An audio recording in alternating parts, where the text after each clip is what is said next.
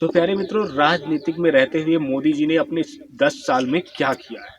जब इलेक्शन का दौर आया था तो बड़े बड़े सभी टीवी चैनल इनकी न्यूज दिखाते थे, जनता के बारे में सब कुछ बताते थे। और मोदी जी भी अपनी प्रवचन में और अपने भाषण में कहा करते थे कि किसानों की हम आय को दुगना कर देंगे, किसानों का बिजली बिल माफ कर देंगे, किसानों का किसान कार्ड का कर्जा हम माफ कर देंगे, किसान की आय हम दुगनी कर देंगे, किसान की आय हम दुगनी कर देंगे। तो मोदी जी ने अपनी सरकार में रहते हुए क्या किया, हम किसानों के लिए क्या किया। सबसे पहले जब इनकी राज्य सत्ता पे ये बैठ गए, शपथ ग्रहण कर लिया, उसके बाद इन्होंने सबसे पहले नोटबंदी करवाई और भारत देश से कहा कि हम काला धन भारत से पकड़वाएंगे, काला धन हम भारत से पकड़वाएंगे और इसे कानून सत्ता के पास में हम सौंप देंगे।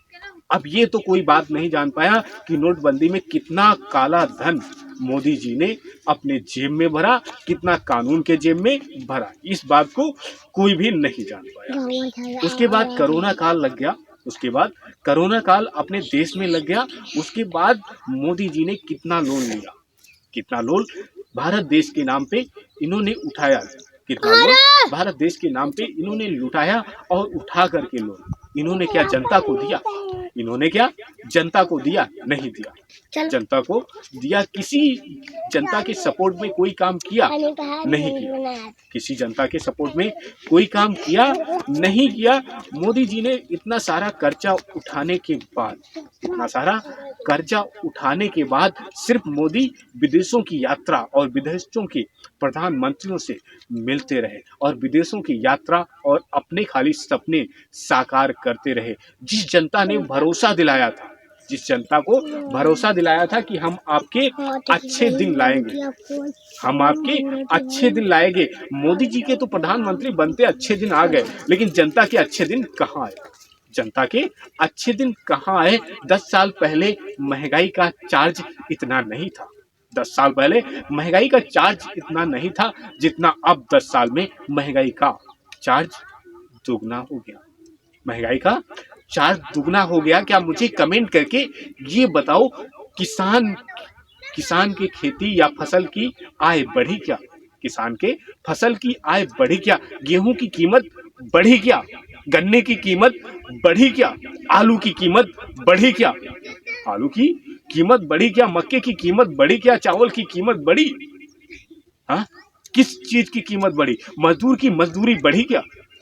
अरे मोदी जी, मजदूर की मजदूरी बढ़ी क्या, मुझे कमेंट करके बताओ, कमेंट करके बताओ कि क्या तुमने आय कहा था कि हम सभी की दुगनी कर देंगे, आय सभी की हम दुगनी कर देंगे, कि आपने अपने वादे पे ना कायम रह करके, अपने वादे पे ना कायम रह करके किसानों की एक भी बात नहीं सुनी। किसानों ने जहां भी धरना प्रदर्शन किया वहां पे ही पुलिस विभाग को आपने लगा करके किसानों पे जुर्म किया, किसानों पे जुर्म किया और किसानों की काफी ज्यादा पिटाई भी आपने करवाई है ना। कितने लोग अच्छा किसान वीडियो हमारी देख रहे हैं, वो कमेंट करके सभी लोग बताएंगे कि मोदी जी ने किसानों के लिए क्या भला किया, क्या भला किया है, क्या भला किया, कुछ भी भला नहीं किया। हम किसानों के लिए मोदी जी ने कुछ भी अच्छा काम नहीं किया। अपनी सरकार में रहते हुए कोरोना काल जब लग गया तो इतना सारा लोन उठा लिया भारत सरकार के तरफ से। उसके बाद कोरोना काल खत्म होने के बाद इन्होंने सारा कुछ बेचना चालू कर दिया, हवाई अड्डा बेच दिया, ट्रेन बेच दी, हवाई अड्डा बेच दिया, ट्रेन बेच दी, हाँ ट्रेन बेच दी, रह गया देश बेचने को। डीजल पेट्रोल सब कुछ बेच दिया, प्राइवेट कर दिया, इतना ज्यादा महंगाई कर दिया। जनता चलती है अपनी गाड़ी से तो उसको पेट्रोल कितने रुपए लीटर लगता है, आप मुझे कमेंट करके बताएंगे कि भारत में कितने रुपए पेट्रोल लीटर चलता है। डीजल जिससे सिंचाई किया जाता है, किसान लोग सींचते हैं, क्या वो सस्ता हुआ, किसान लोग जिससे डीजल सींचते हैं, खेतों को अपने फसल को पानी देते हैं, जिससे हर इंसान भारत का अनाज खाता है। कौन ऐसा है जो अनाज नहीं खाता है, कौन ऐसा है जो अनाज नहीं खाता है, किसान का हर इंसान खाता है किसान का अनाज। और किसान की ही आय आपने घटा दी, किसान की है आय, आपने घटा दी और किसानों पे इतना ज्यादा आपने अपनी सरकार में रह करके सबसे ज्यादा जुर्म किया। जुर्म सबसे ज्यादा आपने किसानों पे किया है मोदी जी। सबसे ज्यादा जुर्म आपने भारत देश के किसानों पे किया है। और किसानों की जनसंख्या कितनी है ये दिल्ली में चढ़ाई हो चुकी है, और आप देख लो किसानों की जनसंख्या कितनी है। और जिस दिन दिल्ली के अंदर किसान घुस गए उस दिन समझ लो दिल्ली की सभाकर्ता की समझ लो खैर नहीं है, खैर नहीं है। यदि मोदी जी आप दिल्ली में मिल गए और किसानों के हाथ लग गए तो आपकी भी पिटाई हो सकती है, क्योंकि किसान इतना ज्यादा इस समय में गुस्से में है। इससे अच्छा है कि आप अपना इस्तीफा दे दें प्रधानमंत्री से और आप कह दें कि हम कुर्सी के संभालने के लायक नहीं है, हम कुर्सी के संभालने के लायक नहीं है।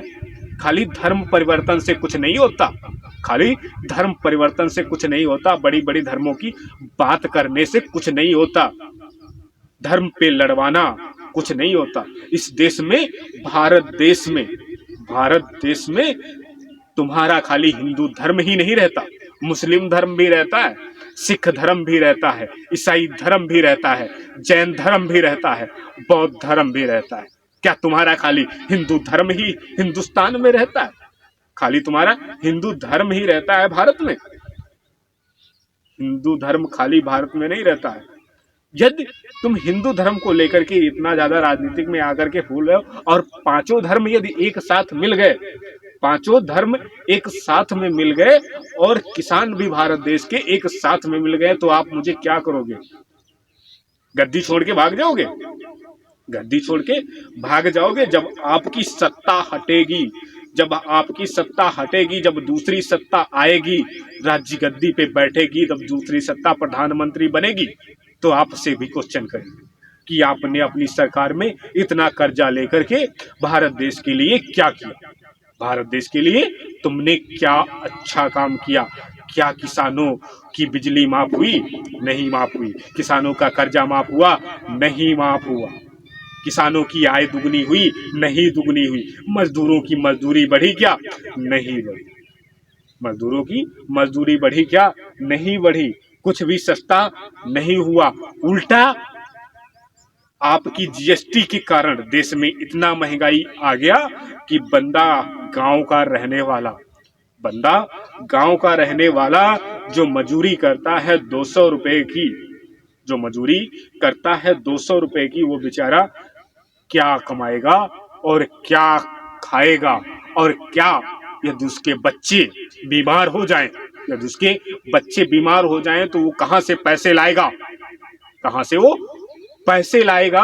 और यदि उसके पास कोई दूसरा काम आ गया तो वो कहां से पैसे लाएगा? किसी के घर में डकैती डालने जाएगा क्या? किसी के घर में डकैती डालने जाएगा क्या? नहीं जाएगा। हाँ, आप बताओ, कमेंट करके मुझे बताओ। मैं आपसे क्वेश्चन कर रहा हूं, ज्यादा कुछ नहीं कर रहा हूं, कि जो तुमने कहा था कि भारत के अच्छे दिन आएंगे, आपने तो सोशल नेटवर्किंग पे ऐसा कर दिया कि हिंदू जितना है मुस्लिम को धमकियां देता है, हिंदू जितना है उतना मुस्लिम को धमकियां देता है। क्या मुस्लिम क्या हिंदुस्तान के भाग नहीं है? हिंदुस्तान के सब इंसान नहीं है? वो कहीं अलग से आए थे? वो कहीं अलग से आए थे क्या?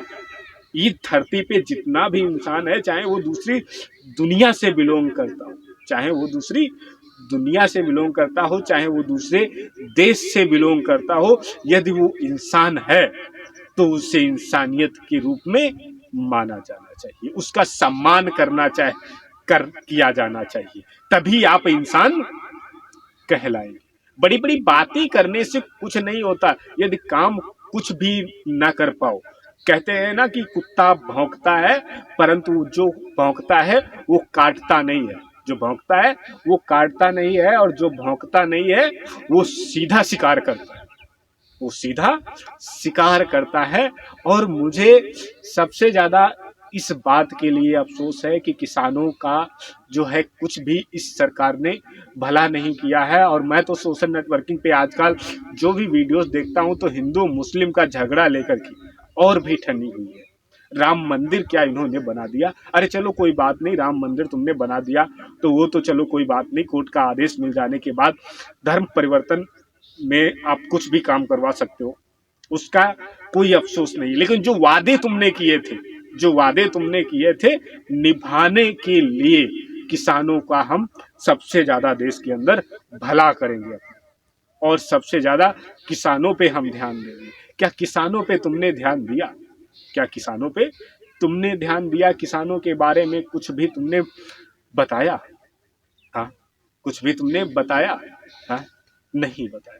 किसानों क्या क्या क्या तुमने भला कर दिया?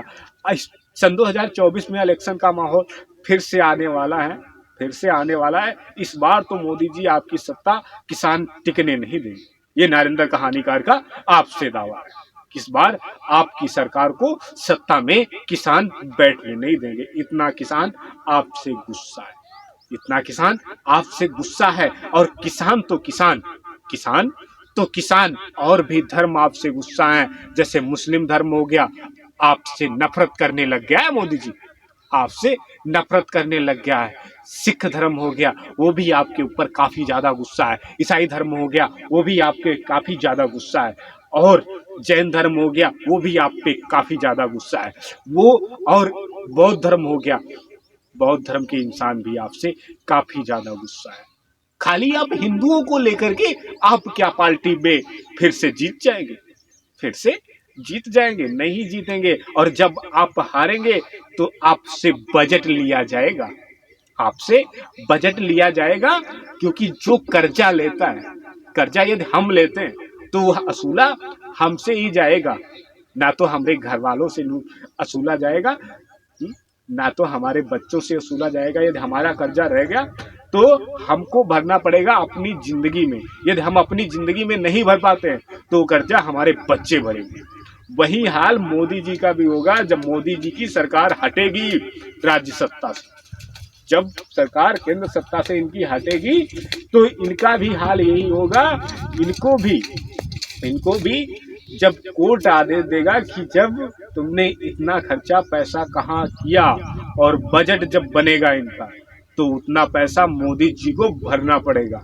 जितना अय्यासी में घूमे हो ना विदेश, जितना अय्यासी में घूमे हो विदेश, वो सारा बजट आपसे लेगा गवर्नमेंट।